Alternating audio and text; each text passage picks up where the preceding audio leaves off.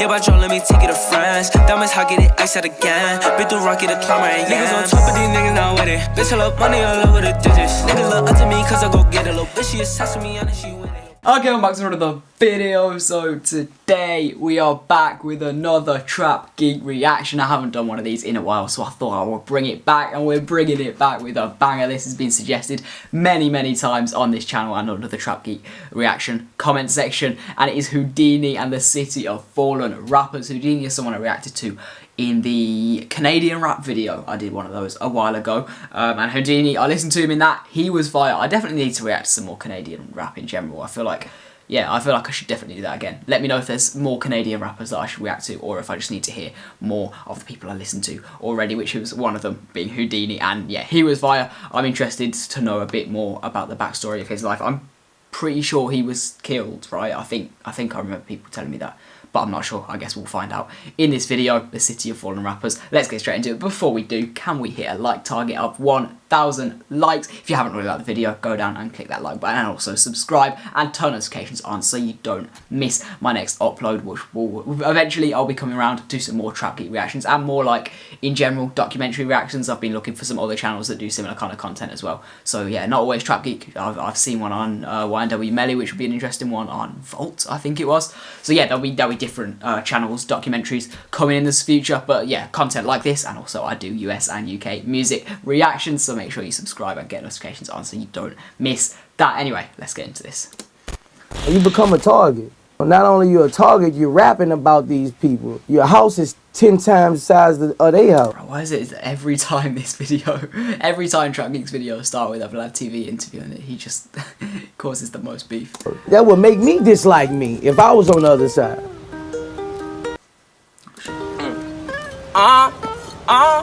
I don't need you, well I needed myself. I wasn't asking nobody for help. She wanted me cause her name ringing bell. Design of the juice or design of the bell. He was just like my favorite rapper, literally of anyone. He was my favorite. When you really think about it, yeah, most artists do get killed in their home city. And why do you think that is?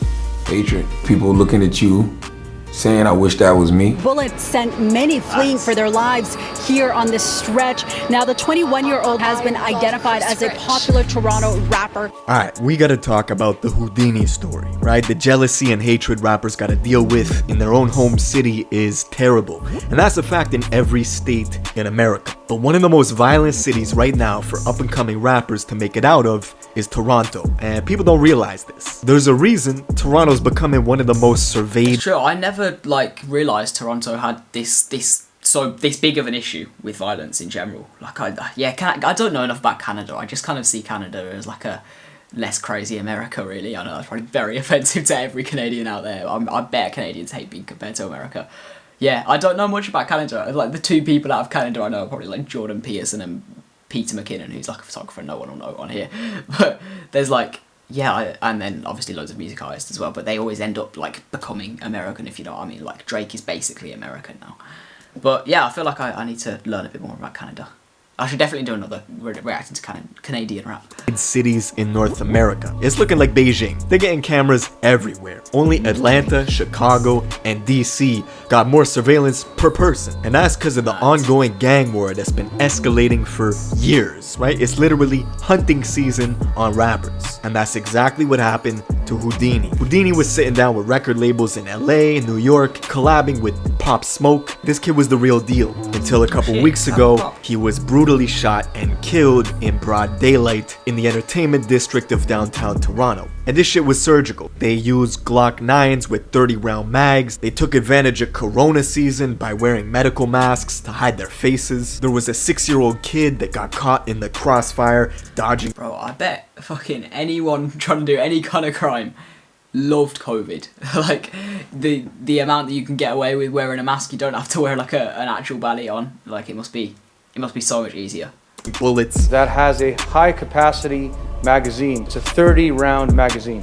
And as this unfolds, I want you to pay attention to the little boy that ducks into the vestibule here. The whole thing was nuts, right? And the city is shook right now. Now we're gonna get into all this, but before we do, my song of the day today is none other than Houdini himself.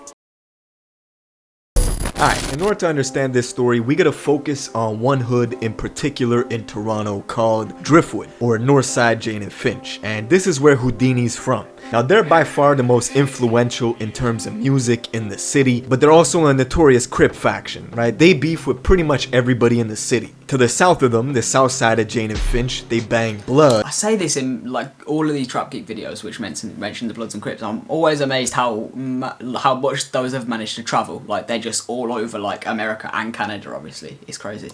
And that's their direct rivals. The lowest income neighborhood in the city called Regent also has tension with Driftwood, stemming from rap beefs and rap killings. And another area called Rexdale has been Driftwood's rival for damn near a decade now. So they beef with everybody. Now in 2015, Driftwood kids kinda instilled the Chirac music vibe up in the north, in Canada. They were putting disses to rivals in their tracks and talking about the stuff they were doing in the streets in their lyrics. If you diss my niggas, then you know we pulling triggers. Late nights with them killers, we kidnapping drug dealers. Now that song is Robin Banks featuring Pressa. Pressa is one of the few who actually crossed over to the mainstream American scene, and he's actually living in Cali right now in a nice mansion.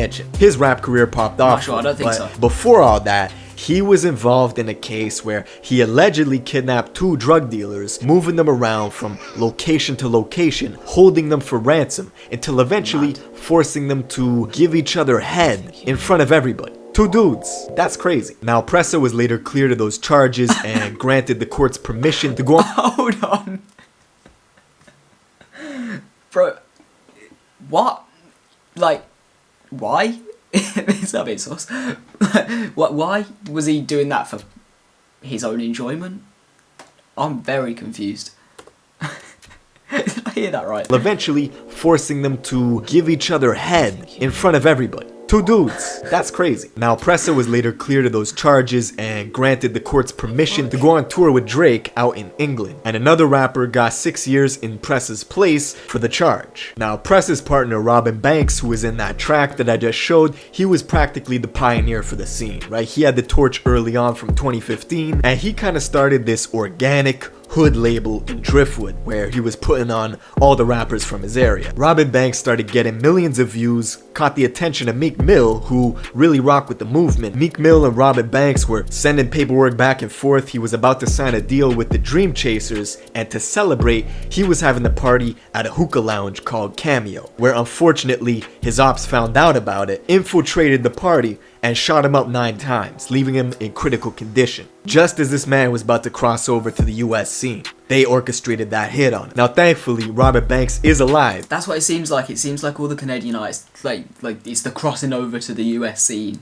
that they like have to do, if you know what I mean. All the Canadian artists seem to have done that to like become successful, and obviously it seems like a lot of them were about to do it. But he's paralyzed from the neck down, and his ops were super disrespectful, posting memes of him in a wheelchair and stuff. Now, he's still doing his thing, releasing tracks and of course pushing the rappers from Driftwood on his label. Was he filming a video in a wheelchair as well? Wait. Ops were That's super crazy. disrespectful, posting. Bro, that's my worst nightmare, you know, being paralyzed. That must be the worst thing.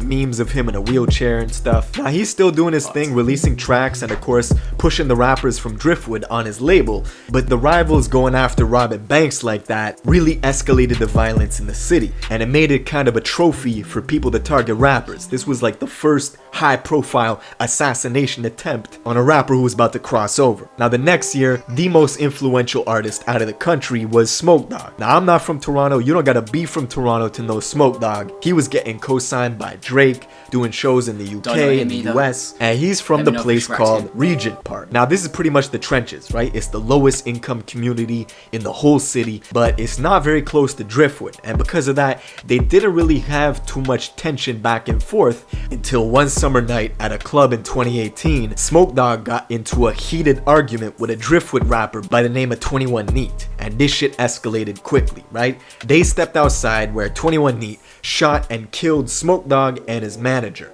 Probably one of the most gruesome after-death videos I've seen of a rapper, right? People were filming him, and Smoke Dawg's brain matter was like leaking on the road. It was a wild scene. Now, this pretty much gave... Bro, humans are so fucked, you know. We're so fucked up. Why would you ever film that?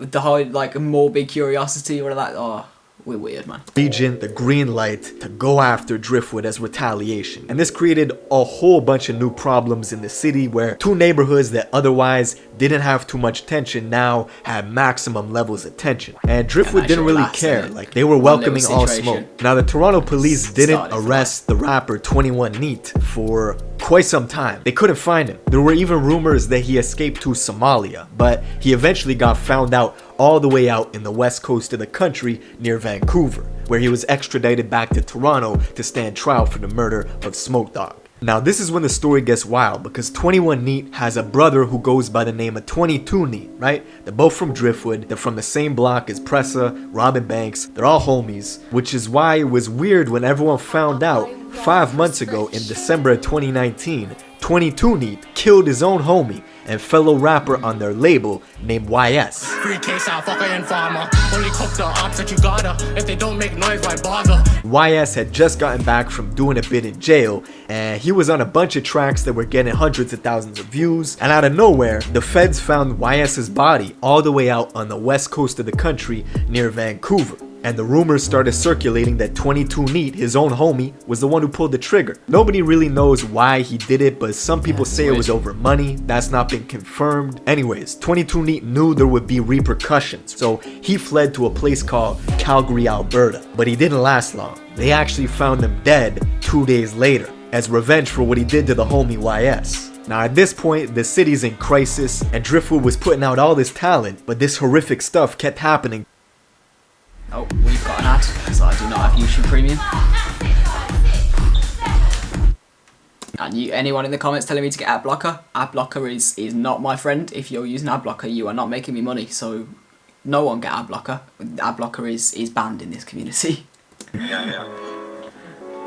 Yeah, 30-30. The next to pop out of the city was this rap duo formed by two brothers from Driftwood known as the Talib Twins. They had this track with 5 million views that was scorching hot in the city and in the US as well, before one of the twins eventually got locked up. So the other twin decided to keep the momentum going and kept releasing these fire tracks under the name the Talib Twin. In February of 2020, the Talib twin was at a condo party on the 32nd floor of an Airbnb rental when two of his ops infiltrated the party and started opening fire. The Talib twin fired back and managed to kill both of them before he himself died at the scene. And there's a bunch of speculation as to what happened. I mean, you can't make this shit up, right? Like some people say he tripped and shot himself, but the feds believe he went into another room in the condo and just ended his own life. Like the story's crazy, and the thing with Driftwood and the politics in the city is they beef with so many places that sometimes it's hard to say who is responsible for targeting them. They got a lot of enemies. And then of course, at the end of May, the single biggest name out of Toronto who's not Drake or Tory Lanez or The Weeknd was the rapper Houdini. Now, as I said in my intro, this is a kid who is sitting down with record labels in New York and Los Angeles. He was gonna go places. But unfortunately, as the trend is in the city, Houdini was in the entertainment district of Toronto late in the afternoon. And little did he know, there was a Volkswagen Tiguan that was lying in wait on the east side of a street called Blue Jays Way, which is right where he had to go by. They were waiting for a long time, over 40 minutes. And Houdini was with a 15-year-old boy at the time, and they were making their way down the street. And once they got in range of the Volkswagen, a lone shooter got out of the vehicle and started unloading a bunch of clips in Houdini's direction. There was this little kid who was caught in the crossfire, as well as a family. Like, this whole thing is on CCTV footage, right? It's heart-wrenching. And they unloaded a bunch of clips into Houdini, who got hit. I say a 6-year-old boy narrowly escaped an injury.